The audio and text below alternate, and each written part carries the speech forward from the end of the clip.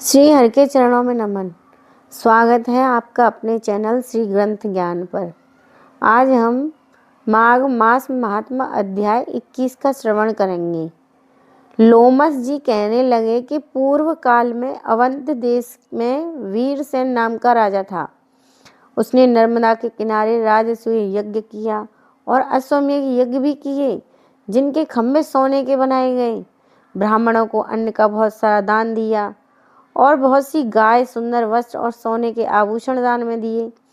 वह देवताओं का भक्त और दान करने वाला था। भद्रक नाम का एक ब्राह्मण, जो अत्यंत मूर्ख, कुलहीन, कृषि कार्य करने वाला, दुराचारी तथा अधर्मी था, वह भाई बंधुओं का त्याग हुआ इधर उधर घूमता हुआ देव यात्रियों के साथ प्रयाग में आ गया और माघ में उसके साथ 3 दिन तक स्नान किया। वह 3 दिन में ही निष्पाप हो गया। फिर वह अपने घर चला गया। वह ब्राह्मण और राजा दोनों एक ही दिन मृत्यु को प्राप्त हुए। मैंने इन दोनों को बराबर इंद्रलोक में देखा। तेज, रूप, बल, स्त्री, वस्त्र और आभूषणों में दोनों समान थे। ऐसा देखकर उसके महात्मा को क्या कहा जाए। राजसूय यज्ञ करने वाला स्वर्ग का सुख भोगकर फिर भी जन्म लेता है, परंतु संगम में स्नान करने वाला जन्म मरण से रहित हो जाता है। गंगा और यमुना के संगम की हवा के स्पर्श से ही बहुत से दुख नष्ट हो जाते हैं। अधिक क्या कहें, और किसी भी तीर्थ में किए गए पाप माघ मास में प्रयाग में स्नान करने से नष्ट हो जाते हैं। मैं पिशाच मोचन नाम का एक पुराना इतिहास बस सुनाता हूँ। इस इतिहास को यह कन्याएं और तुम्हारा पुत्र भी सुने, उससे इसको स्मृति प्राप्त होगी। पुराने समय में देवदुध्य नाम का बड़ा गंभीर और वेदों का पारंगत एक वैष्णव ब्राह्मण था। उसने पिशाच को निर्मुक्त किया था। वेद निधि कहने लगे कि वह कहाँ का रहने वाला, किसका पुत्र, किस पिशाच को उसने निर्मुक्त किया। आप विस्तार पूर्वक यह कथा सुनाइए। लोमश ऋषि ने कहा, किल्पज्ञ से निकली हुई सुंदर सरस्वती के किनारे पर उसका स्थान था। जंगल के बीच में पुष्प जल वाली सरस्वती बहती थी। वन में अनेक प्रकार के पशु भी विचरते थे। उस ब्राह्मण के श्राप से, भय से पवन भी बहुत सुंदर चलती थी और वन चैत्र रथ के समान था।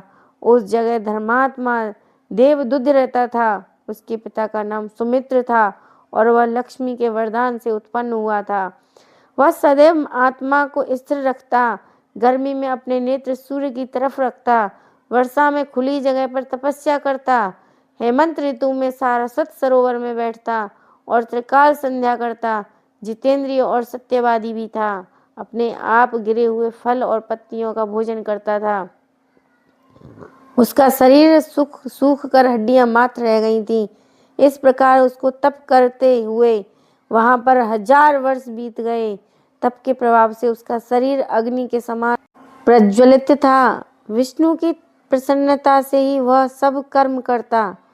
दधीचि ऋषि के वरदान से ही वह श्रेष्ठ वैष्णव हुआ। एक समय उस ब्राह्मण ने वैशाख महीने की एकादशी को हर की पूजा कर उसकी सुंदर स्तुति तथा विनती करी। उसकी विनती सुनकर भगवान उसी समय गरुड़ पर चढ़कर उसके पास आए। चतुर्भुज, विशाल नेत्र, मेघ जैसा स्वरूप भगवान को स्पष्ट देखकर प्रसन्नता के मारे उसकी आंखों में आंसू भर आए और कृतकृत्य होकर उसने भगवान को प्रणाम किया। उसके अपने शरीर को भी याद न रखा और भगवान के ध्यान में लीन हो गया।